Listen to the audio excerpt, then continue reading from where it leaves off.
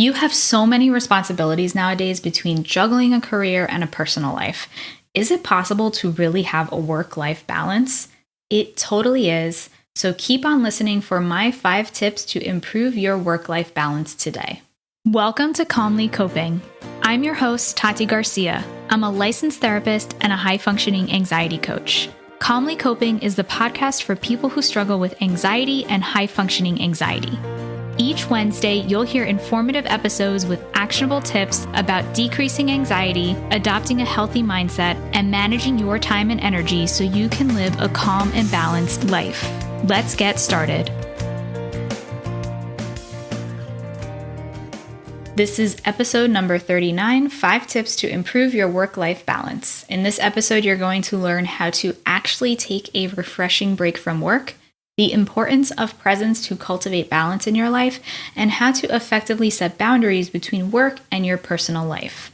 Welcome back, and welcome if you're a first-time listener. Thank you so much for tuning in.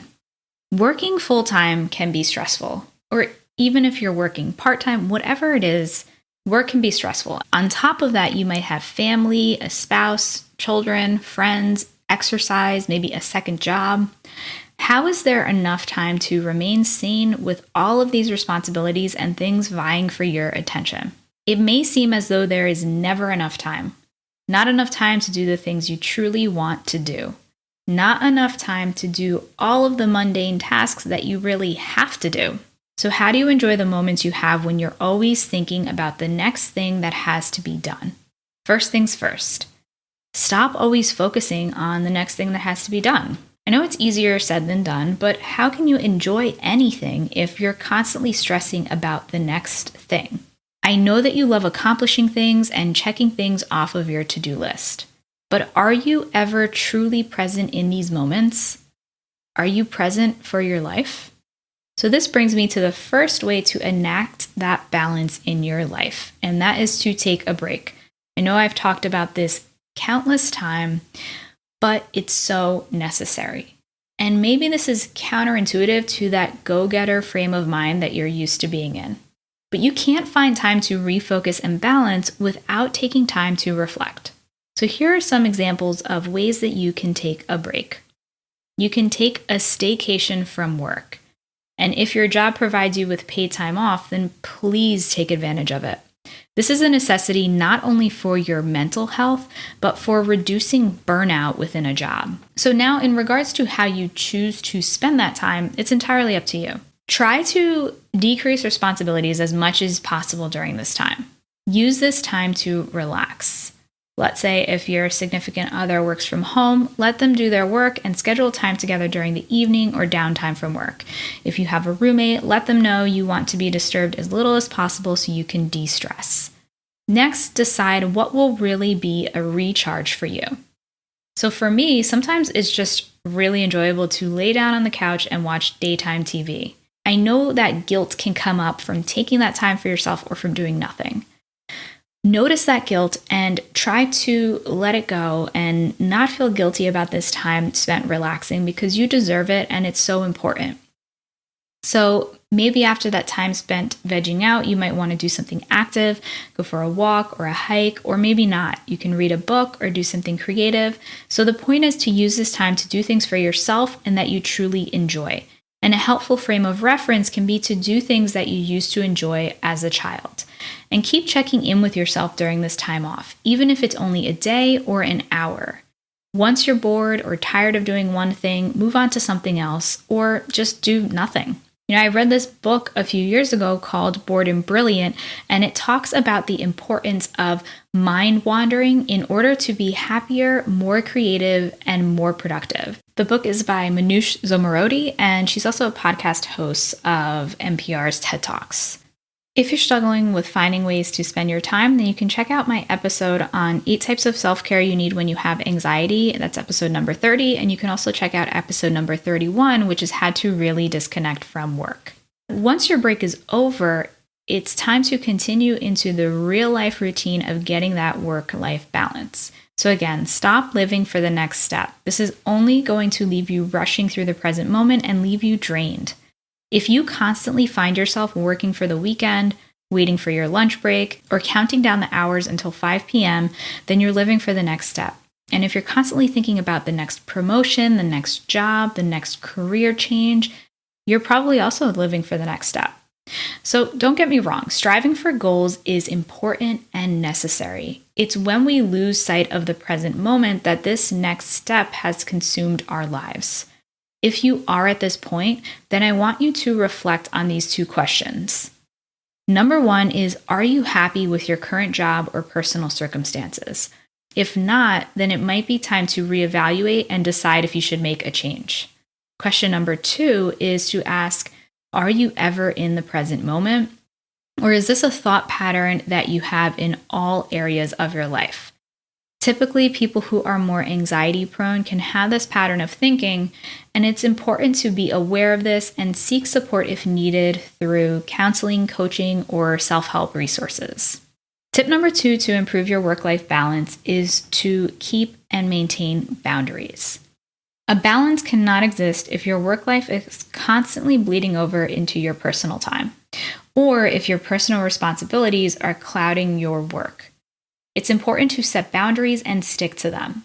And this is especially important so that your clients, customers, coworkers, subordinates, supervisors don't have that expectation that you're going to be responding to their emails on 8 p.m. on a Saturday night if that's the time that you're spending for yourself, disconnected from work. People will expect from you what you give to them. So if you tend to respond at odd hours and make yourself available at all hours, then there's going to be that unspoken expectation that this is how you're going to respond on a regular basis. So of course, there can always be exceptions. Let's say if you have to be on call for your job or if this is a part of your job description. So use your judgment when it comes to setting realistic boundaries for your position. But this can be especially important, let's say if you're an entrepreneur and nobody's setting boundaries for you. It's important to set these boundaries for yourself. And it can also be important to set expectations with family members or friends about your availability when you're at work. So let's say if you can only take calls or text back during your lunch break, then let your family or significant other know so they can have reasonable expectations. So this works both ways.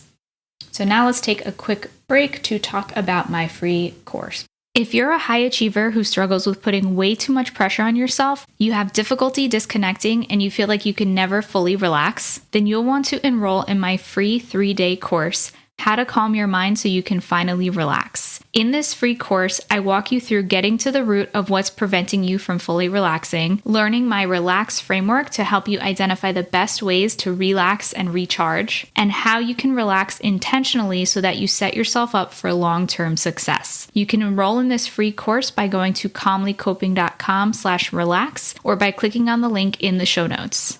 Tip number 3 to improve your work-life balance is to value the time spent with those you care about. Be intentional with the time you spend with family and friends. It can help to carve out time where you can be fully present for those that you care about and not be distracted with the deadline or project that you have coming up at work. Sometimes you may need to have an outlet in order to be able to do that.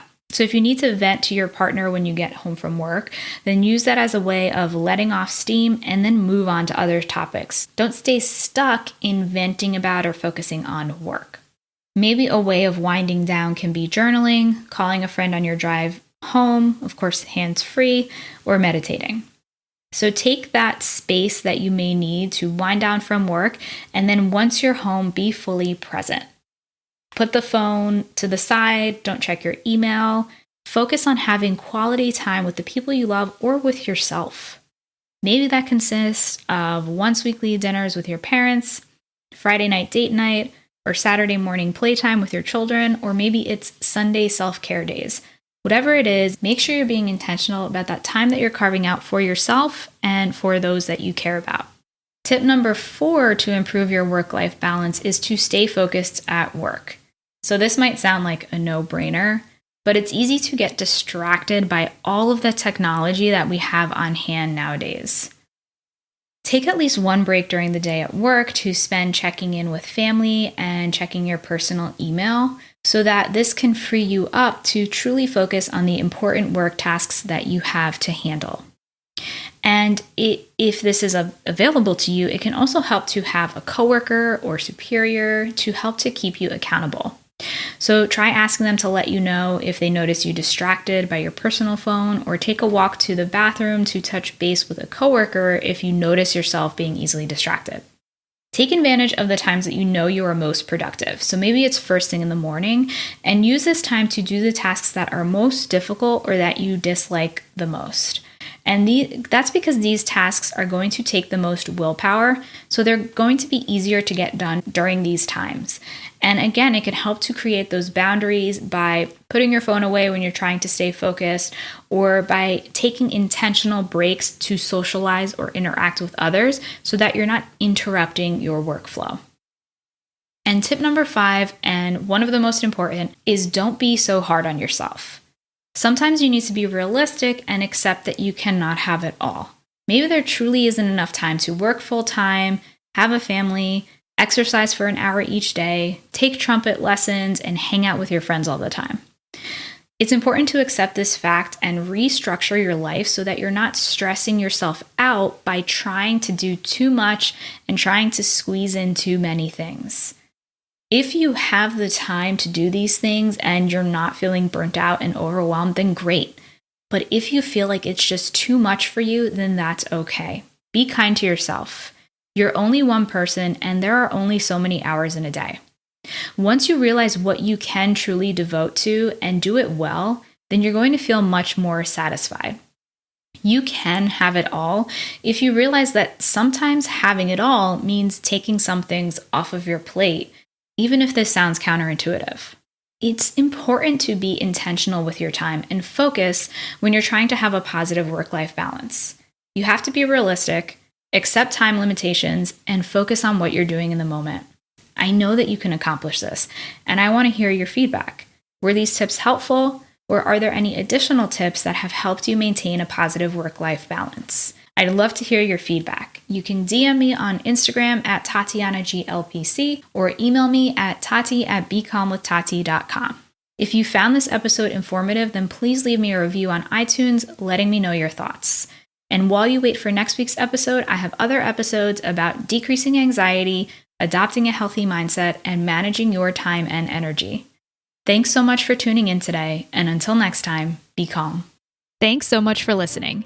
If you like what you heard, please share this episode with a friend, and please subscribe and leave me a review on iTunes. Also, remember to check me out online at calmlycoping.com and connect with me on Instagram at TatianaGLPC. All content here is for informational purposes only. This content does not replace the professional judgment of your own mental health provider. Please consult a licensed mental health professional for all individual questions and issues. Till next time, I'm Tati, and this has been Calmly Coping.